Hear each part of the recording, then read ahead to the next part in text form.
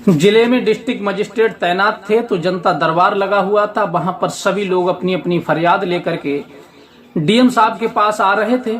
सभी लोगों की लाइन लगी हुई थी। इसी बीच एक लड़की उसी लाइन में आकर के अपनी भी समस्या डीएम साहब को बताने के लिए खड़ी हो जाती है। जब डीएम साहब के सामने खड़ी हो जाती है, अपनी बारी का इंतजार कर ही रही थी। इसी बीच कुछ देर के बाद उस लड़की का भी नंबर आ जाता है और वो लड़की जैसे ही डीएम साहब के सामने पहुंचती है और वो डीएम साहब को जब देखती है तो चौंक जाती है। इधर डीएम साहब भी उस लड़की को देख करके बड़े हैरत में पड़ जाते हैं और फिर सोचने लगते हैं कि आखिर ये लड़की यहाँ कैसे आई।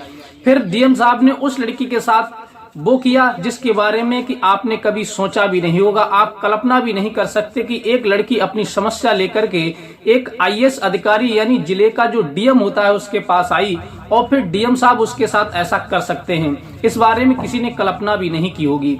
तो आइए जान लेते हैं इस वीडियो के माध्यम से कि आखिर एक डीएम साहब ने फरियाद लेकर के आई लड़की के साथ क्या किया था। ये पूरी सच्चाई इस वीडियो के माध्यम से जानने का प्रयास करेंगे। नमस्कार, प्रणाम, मैं हूं रितेश कुमार। दरअसल आज की जो सच्ची घटना मैं आपको सुनाने के लिए जा रहा हूं, ये सच्ची घटना राजस्थान के बाड़मेर जिले की है।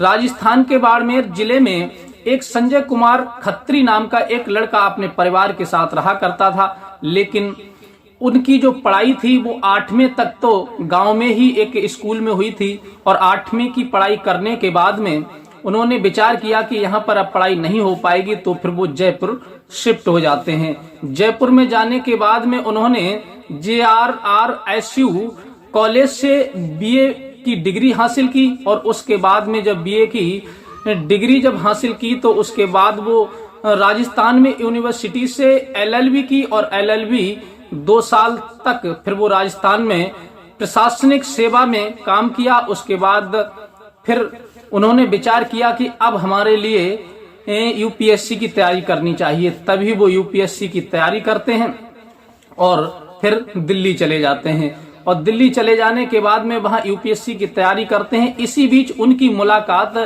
एक लड़की से हो जाती है जिसका नाम विजय लक्ष्मी होता है, जो उत्तर प्रदेश के गाजीपुर की रहने वाली होती है। विजय लक्ष्मी उत्तर प्रदेश के गाजीपुर की रहने वाली थी। वो भी दिल्ली में उसी कोचिंग सेंटर में यूपीएससी की तैयारी कर रही थी जहां पर संजय कुमार खत्री जो राजस्थान बाड़मेर जिले के रहने वाले थे वो कर रहे थे। इसी बीच वो लड़की देखने में काफी खूबसूरत थी, तो संजय कुमार खत्री की मुलाकात उसी विजय लक्ष्मी लड़की से हो जाती है और फिर धीरे धीरे उनकी वार्तालाप के बाद में फिर वो दोस्ती में बदल जाती है। और ये अक्सर हुआ करता है कि लड़का लड़की अगर कहीं पर उनकी मुलाकात होती है, कहीं वो मिलते हैं, तो फिर पहले तो उनकी मुलाकात होती है, वार्तालाप होती है, उसके बाद उनकी दोस्ती होती है और दोस्ती के बाद फिर कुछ ही दिनों में फिर दोस्ती प्यार में बदल जाती है। इसी तरह से संजय कुमार खत्री जो थे और विजय लक्ष्मी जो थी, उन दोनों की दोस्ती भी प्यार में बदल जाती है।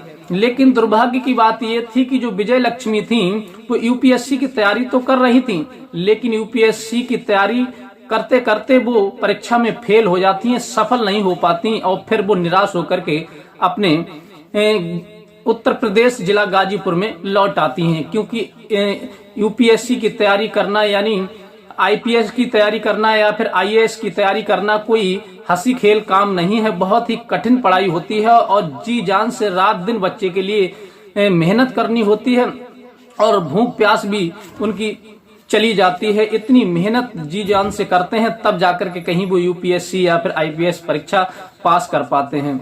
इधर संजय कुमार खत्री जो होते हैं वो बड़े ही लगन से पास करते हैं और वो अच्छी तरह से उसमें सफलता उन्हें यूपीएससी में हासिल हो जाती है। जब यूपीएससी कर लेते हैं उसके बाद में वो राजस्थान की यूनिवर्सिटी से LLB वो कर चुके थे, लेकिन 2 साल तक वो राजस्थान में प्रशासनिक सेवा में काम किया था उन्होंने 88B रैंक के साथ उनका सिलेक्शन आईएएस में हुआ था। और इसके बाद जब सिलेक्शन हुआ गया था, इसके बाद उन्हें मतलब कुछ दिन पहले यूपी के जो योगी आदित्यनाथ मुख्यमंत्री हैं, उन्होंने कई आईपीएस अधिकारियों का ट्रांसफर किया था और ट्रांसफर में एक इनका भी नाम, जो संजय कुमार खत्री थे, इनका भी नाम उसी लिस्ट में आ गया था, तो इनका भी वहां से ट्रांसफर हो गया था। जब ये आईएएस बन गए थे, डिस्ट्रिक्ट मजिस्ट्रेट बन गए थे, फिर इनके लिए सीधी गाजीपुर भेज दिया गया था। उत्तर प्रदेश में इनका सिलेक्शन हुआ था, फिर उत्तर प्रदेश से इन्हें गाजीपुर जिले का डिस्ट्रिक्ट मजिस्ट्रेट बनाया गया था, क्योंकि ये 2010 बैच के अधिकारी बने थे।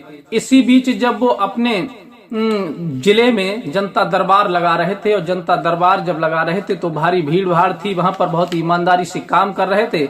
इसी बीच एक लड़की जो थी वहीं पर आकर के खड़ी हो जाती है, और खड़ी जब हो जाती है वो अपनी बारी का इंतजार कर रही थी, और उसकी सूरत जब डीएम साहब के शकल पर पड़ती है, उसकी नजर जब डीएम साहब की सूरत पर पड़ती है तो वो देख करके सोचने लगती है, अरे ये तो वही संजय कुमार खत्री हैं जो तो एक अधिकारी बन चुके हैं, डीएम बन चुके हैं, और पता नहीं मेरा काम करेंगे या नहीं करेंगे। बस इन्हीं बातों में वो खोई हुई थी और अपनी बारी का इंतजार कर रही थी।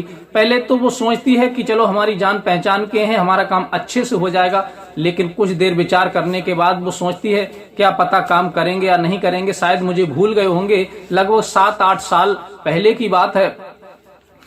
यही विचार वो कर ही रही थी, तब तक उसकी बारी का नंबर आ जाता है और वो अपनी समस्या लेकर के डीएम साहब के सामने पहुंचती है। और डीएम साहब के जब सामने पहुंचती है, डीएम साहब कहते हैं कि बताइए आपकी क्या समस्या है। फिर वो विजय लक्ष्मी अपनी समस्या बताती है कि मेरी ये समस्या है। फिर वो कहते हैं कि आप निश्चिंत रहो, चिंता मत करो, आपका काम बहुत जल्दी हो जाएगा। लेकिन डीएम साहब उन्हें देख करके मुस्कुरा देते हैं और कहते हैं कि विजय लक्ष्मी कैसी हो। तब वो एकदम से चौंक जाती है और सोचने लगती है इसका मतलब है कि आप हमें अभी तक भूले नहीं हैं। तब वो डीएम साहब कहते हैं कि अरे हम आपको कैसे भूल सकते हैं, इतने दिन हम लोग साथ रहे, दोस्ती रही हमारी, और फिर हम आपको भूल कैसे सकते हैं। एक साथ रहने के बाद कोई किसी को नहीं भूलता, हमारे अन्य भी दोस्त हैं, हम उनको भी नहीं भूले हैं। ये बात जब वो सुनती है तो बड़ी खुश हो जाती है कि डीएम साहब बन गए हमारे जिले के और इन्होंने हमें पहचान भी लिया। अब तो बड़ा खुशी का माहौल बन जाता है। फिर डीएम साहब कुछ 2-4 बातें करते हैं और उनसे फिर दूसरे दिन आने के लिए कह देते हैं कि कल तुम यहाँ पर आ जाना, फिर हम आवास पर चल करके तुमसे कुछ जरूरी बात करेंगे। अभी तो यहाँ जनता दरबार लगा हुआ है कि और लोगों की समस्या सुननी है।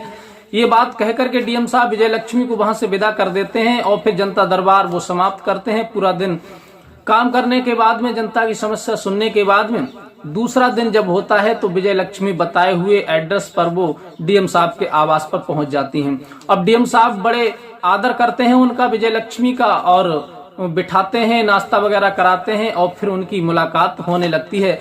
फिर वो पिछली बातों को याद करने लगते हैं दोनों लोग बैठ करके।